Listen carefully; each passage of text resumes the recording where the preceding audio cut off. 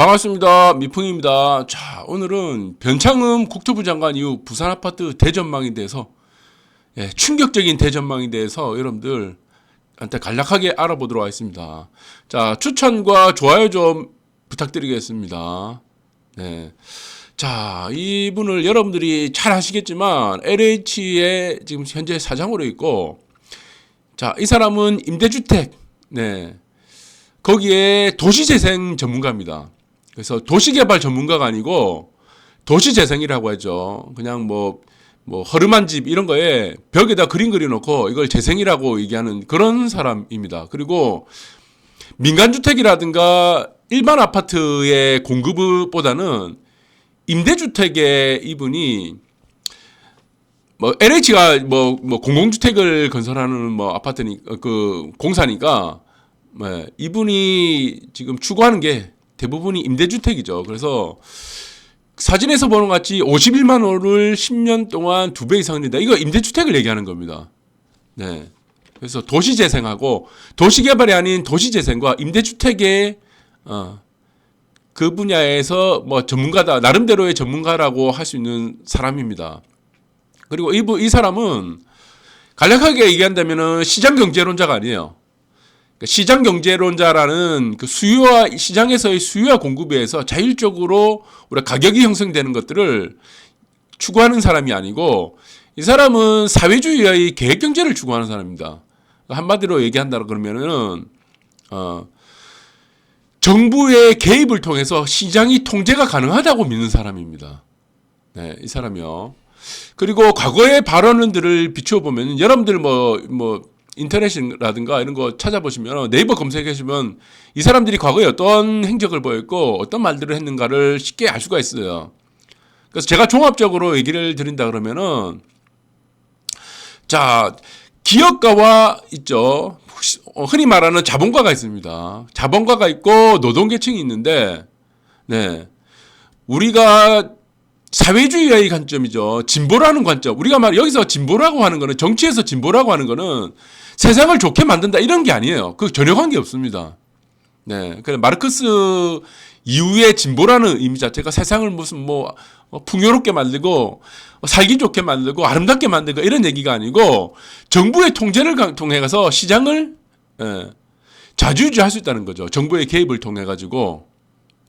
그래서 이 사람의 마인드 자체는 기업가가 있고 노동자가 있고, 자, 그렇다면 시장을 어떻다고 보냐면은 자본가가 노동자들을 착취한다는 개념으로 보고 있는 거예요. 또 부동산에서는 아파트를 갖고 있는 유주택자가 있고 집을 가지고 있지 않은 세입자죠. 무주택자가 있습니다. 그러면 이 사람의 관점은 어떻냐면은 무주택자가 무주택자를 착취한다는 개념으로 보고 있는 거예요. 그리고 아파트의 가격이 수요와 공급에 의해서 자연적으로 올라간다고 생각하는 게 아니고, 유주택자들의 투기에 의해서 시세가 올라간다고 믿고 있는 사람입니다. 그래서 이 사람이 김현미 장관이 들어왔고 24번의 정책을 뒤에서 이 사람이 다 조정한 사람이고, 박원순 때부터 재개발 재건축뿐만이 아니고 시장을 통제를 하고, 그리고 헌 아파트 있죠. 낙후된 지역에 그림 몇 장 그려가지고 도시재생이라는 이름으로 다 망친 사람이 이 사람입니다. 이 배후에는 이 사람이 있는 거죠. 그래서 이 마인드 자체가 우리가 지금 쉽게 말씀드리자면은 시장경제론자가 아니다.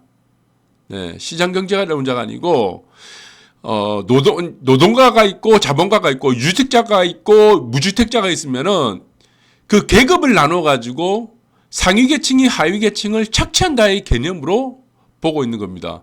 이게 흔히 말하면 저번 시간에도 말씀드렸지만 마르크스의 노동가치설인 겁니다. 이 노동가치설에 한번 빠지게 되면은 평생 벗어나질 못해요. 근데 자기는 이제 강남권에 생활하는 거죠. 그래서 이런 사람들을 스타일 좌파라고 합니다. 강남 좌파라고 그런 겁니다. 자기는 풍요로운 자본주의에 일어나는 시장경제에 일어나는 모든 것들을 다 추구하면서 혜택을 다 받으면서 사람들한테는 어떻습니까? 하위계층한테는 착취의 개념을 얘기를 계속하는 거죠. 그래서 돈을 버는 사람들을 우리의 스타일 좌파라고 그런다. 자, 이렇게 보시면 되고, 여기서 중요한 건 뭐라 그러면은 부산 아파트가 어떻게 되냐는 문제입니다. 자, 이 부산 아파트가 어떻게 되는지 간략하게 한번 보도록 하겠습니다. 자, 이 사람이 정책은 아직 내놓지 않았어요.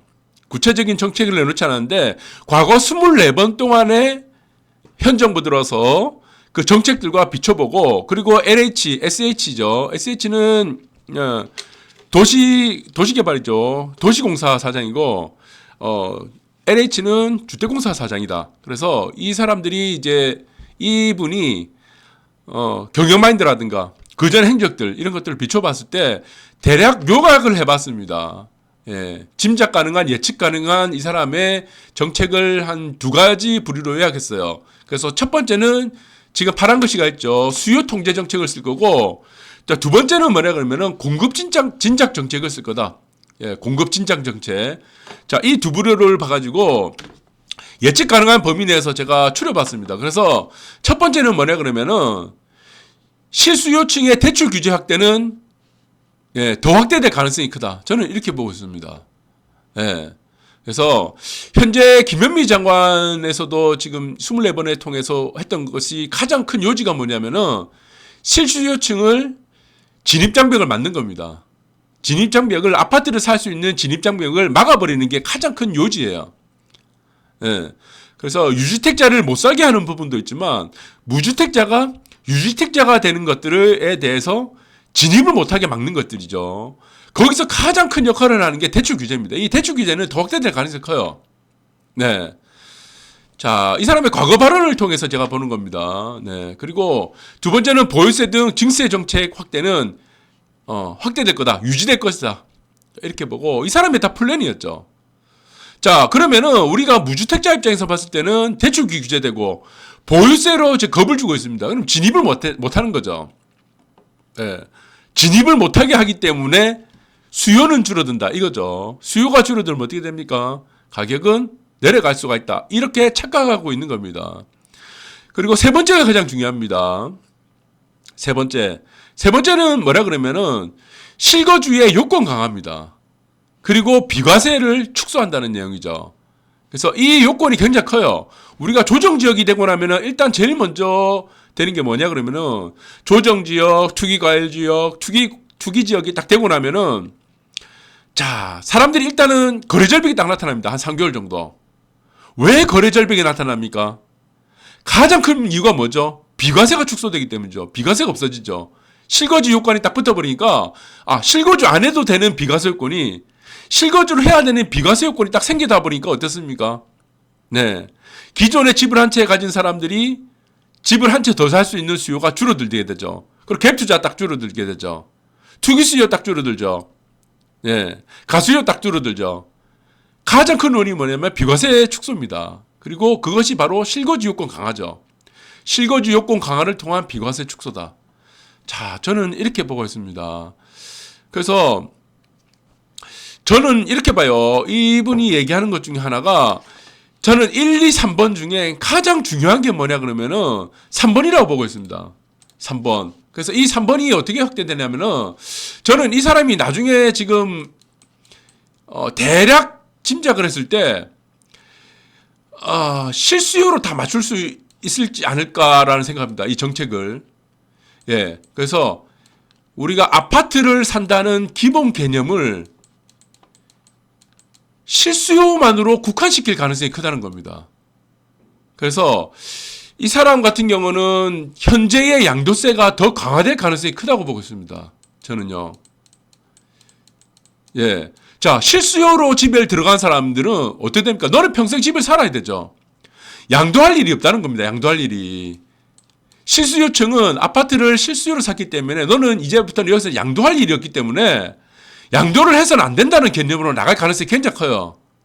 그럼 어떻게 되냐면 제 생각에 이겁니다. 아마 5년 내지 10년 이상을 실거주를 하지 못한 사람들은, 그 중에서도 뭐 피치 못해갖고 뭐 직장을 이전하든가 이사를 가야 되는 사람들 외에는 5년에서 10년 이상의 실거주를 하지 못하는 사람에게는 전액 100% 양도세율을 올릴 가능성도 있다. 저는 이렇게 보고 있습니다. 김현미 장관하고는, 이분하고는 조금 급이 달라요. 예, 김현미 장관 같은 거는 아무것도 모르는 사람이죠. 무슨 예?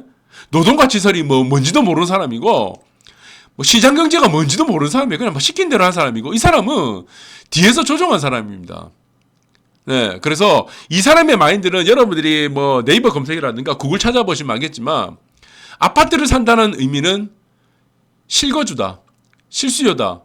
그래서 이거는 차익을 남기면 안 된다는 생각을 갖고 있습니다. 이 사람이. 차익은 존재하면 안 된다는 생각을 갖고 있는 거예요. 그러면 이 사람이 정책을 펼 때 어떻게 하겠습니까? 자, 양도세를 어떻게 해야 되겠습니까? 양도세. 양도세에 대한 비과세 규제가 이제 없어지는 거죠, 이게. 예. 그러면은 5년에서 최소 10년 이상 살지 못하는 아파트들은 전부 어떻게 된다? 차익이 만약에 5억이 남았습니다. 내가 지금 샀어요. 5억이 샀어. 근데 이 아파트가 10억이 됐어. 근데 이 아파트 보니까 내가 지금 한 4년에서 5년 정도 살았는데 5년을 10년 정도 최고하지 못했습니다. 그럼 어땠습니까? 이 차익이 어떻게 돼요? 5억이 남죠? 5억이 차익이 생기죠? 그러면 이 차익을 갖다가 100% 예, 세금으로 가란 겁니다. 세금. 이렇게 될 가능성이 크다. 이렇게 되면 문제가 뭐냐면은, 자, 가장 큰 문제가 되는 게 뭡니까? 공급이 안 나오죠. 공급이 나오지 않습니다. 자, 공급이 나오지 않죠. 왜냐하면은, 자, 사람들은 이윤이 발생하지 않는 것에 행동을 하지 않습니다. 그러면 더 문제가 되는 게 아니라 수요층입니다. 수요층. 수요층이 급해집니다. 공급이 안 나오기 때문에 수요층이 급해지고, 그리고 진짜 실수요층들은 어떻습니까? 하루라도 빨리 집을 사야 되는 겁니다, 이게. 예. 하루라도 빨리 집을 사야 되죠. 자, 우리가 이렇게 차트를 봤죠? 예. 차트가 DS죠, DS. 김현미 장관이 왜 실패했습니까? DS. 이게 공급이죠, 공급. D는 공급, S는 수요인데, 공급을 막아버렸죠. 공급을 막아버리면 어떻게 됩니까? 공급을. 예. 서플라이, D가 디맨드, 이게 수요고, S가 공급이죠, 서플라이. D를 막아버리면 어떻게 됩니까? 공급이 계속 오른쪽으로, 왼쪽으로 가죠. 이 만나는 선들이 어떻게 됩니까? 만나는 사람들이 계속 우상향하죠. 가격이. 여기가 이제 가격이죠, 가격.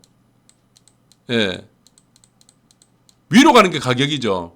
그러니까 이런 현상이 계속 발생한다. 그래서 저는 굉장히 우려되는 게 뭐냐 그러면은 실수요에 대한 요건과는 비위 규제적이든 주의적이든 뭐 조정 지역이든 투기 과열 지역이든 뭐 투기 지역이든 상관없이 이 사람이 추구하는 방향은 모든 아파트는 반드시 실거주를 해야 된다. 그래서 이사를 가서는 안 된다라고 생각하는 어떤 그런 마인드가 사회주의적인 마인드가 상당히 크기 때문에 양도세가 없어질 가능성이 크다. 이 부분들이 저는 굉장히 큽니다. 양도세, 비과세가 없어질 가능성이 크다.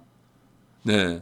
그래서 매물이 안 나올 가능성이 크다. 저는 이렇게 보고 있고, 자, 우리가 그렇다면은 다른 한쪽도 볼게요. 이 사람이 지금 공급 진작 정책도 펴고 있죠. 진작이란 거는 확대를 한다는 얘기입니다.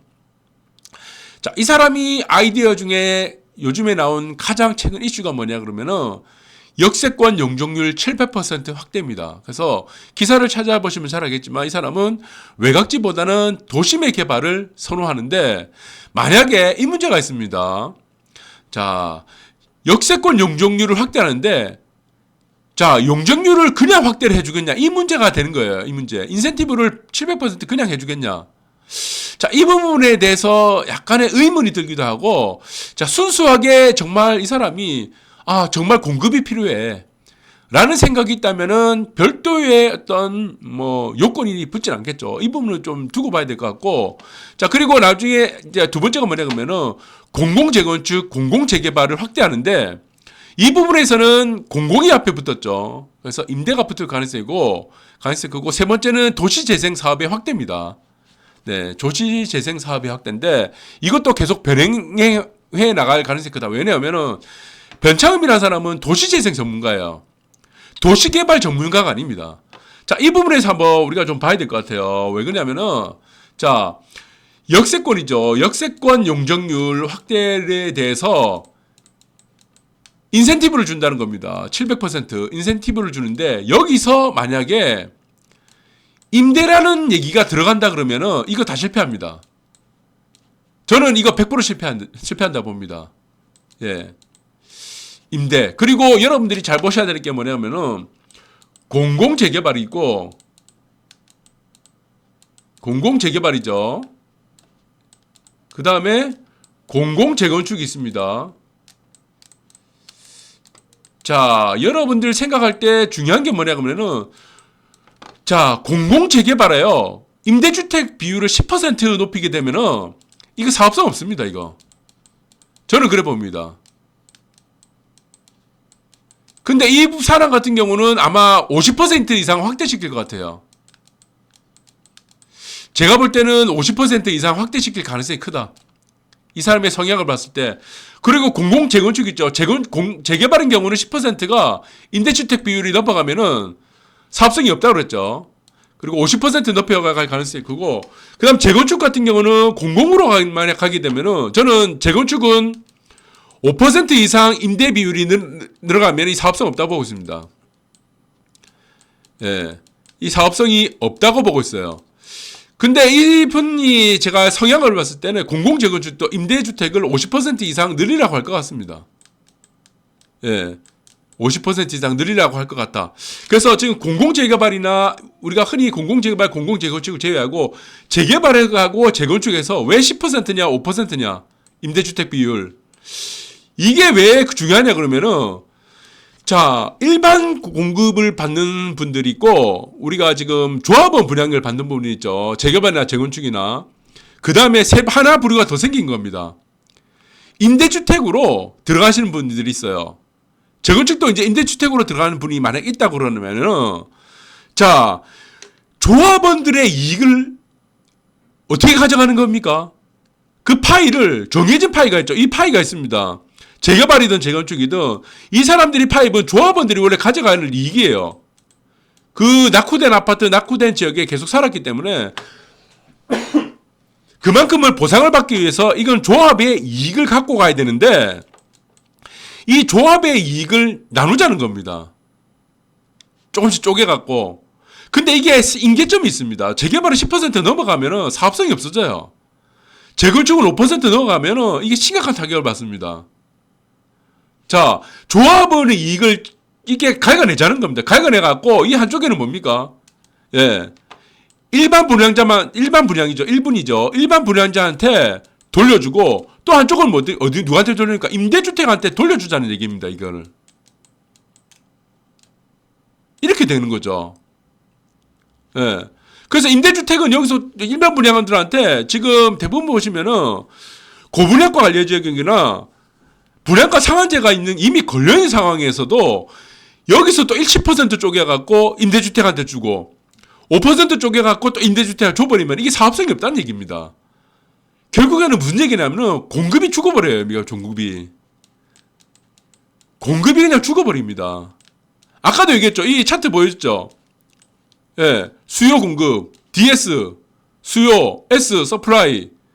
결국은 어떻게 됩니까? 이게 S라는 공급이 줄어드니까 이쪽으로 줄어들죠. 계속 수량이 이쪽이죠. Q. 이쪽은 가격이죠. 수량이 줄어드니까 S라는 수량이 줄어드는 쪽으로, 왼쪽으로 0으로 가는 쪽으로 계속 수렴하게 되죠.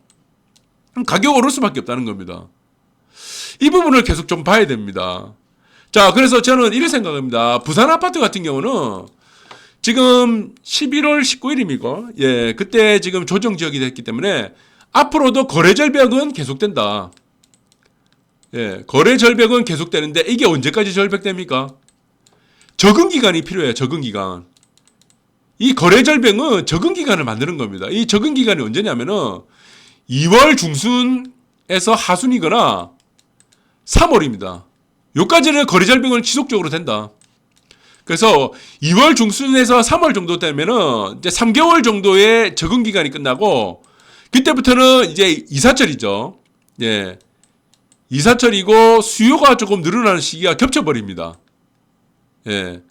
아시겠습니까? 그 3월달하고 이제 보통 보면 3월, 9월이 대표적으로 이제 추석 끝나죠. 신정입니까? 네, 하고 추석 연휴가 항상 보면은 이사 수요하고 주택 수요가 늘어나는 시기 때문에 그때까지는 부산 아파트 거래 절벽이 되는데, 자, 이 이유가 중요합니다. 이 이유에 결정되는 건 뭐다? 예, 이 이유에 결정되는 거는 결국에는 조정기를 줄이느냐, 조정기가 좀 더 확대되느냐 하는 부분들은 자, 결정적으로는 이 정책에 달린 부분이 큽니다. 네. 그러니까 정책이 말하는 거는 기간을 좀 더 줄일 수 있거나 좀 더 늘리는 정도고 폭을 좀 더 늘려가거나 올려가거나 아니면 낮추는 정도의 뿐입니다. 그래서 결국 시장은 어떻습니까? 정해진 대로 경로로 갑니다. 지금 부산시장은요, 아무리 좋은 호재가 나와도 못 오릅니다. 3개월 동안 못 올라요. 아무리 악재가 나와도 급락이 안 떨어집니다. 기간 조정의 성격이 강하기 때문에 안 떨어져요. 이거를 이해 못 하시는 분들이 많습니다. 네, 시장은 그렇게 여러분들이 생각하기에 간단한 이 프로세스로 움직이는 게 아니다. 네, 여러분들 잘 판단하시고, 자, 이 변창흠, 이 지금 주택공사가 아니고 국토부 장관 이후 저는 조금 걱정되고 암울합니다. 자, 누구 편에서 암울하냐면 무주택자 입장에서 굉장히 암울합니다. 네. 그리고 이 사람이 추구하는 게 또 3+3이죠. 자, 여러분들이 잘 보셔야 될 게 뭐냐 그러면은 이거죠. 왜 2+2가 되니까 전세값이 올라갔냐 이거죠. 왜 2+ 되면 전세값이 올라갑니까? 그럼 4년이죠. 4년 동안 뭐가 나타나기 때문입니까? 인플레. 인플레가 뭐죠? 물가가 올라가잖아요. 물가가 올라가는 거를 미리 반영을 하잖아요. 그럼 이걸 어땠습니까? 3+3 하면 어떻게 됐어요? 6년이 되면 어떻게 됩니까? 6년째 물가 상승분을 여기 붙여야 되잖아요. 물가 상승 6년치 붙여야 되죠. 그럼 전세까지 올라갑니까? 내려갑니까? 누가 내리겠어요? 화폐 가치 떨어지는 거 뻔한데. 그렇기 때문에 이 우려되는 부분이 좀 크다. 그래서 여러분들 잘 아시고, 자, 대전망에 대해서 충격적인 대전망에 대해서 간략하게 언급해드렸습니다. 다음 시간에 또 자세하게 언급해드리도록 하고, 자, 여러분들 참고가 좀 되셨으면 합니다. 자, 오늘 방송 여기까지 하도록 하겠습니다.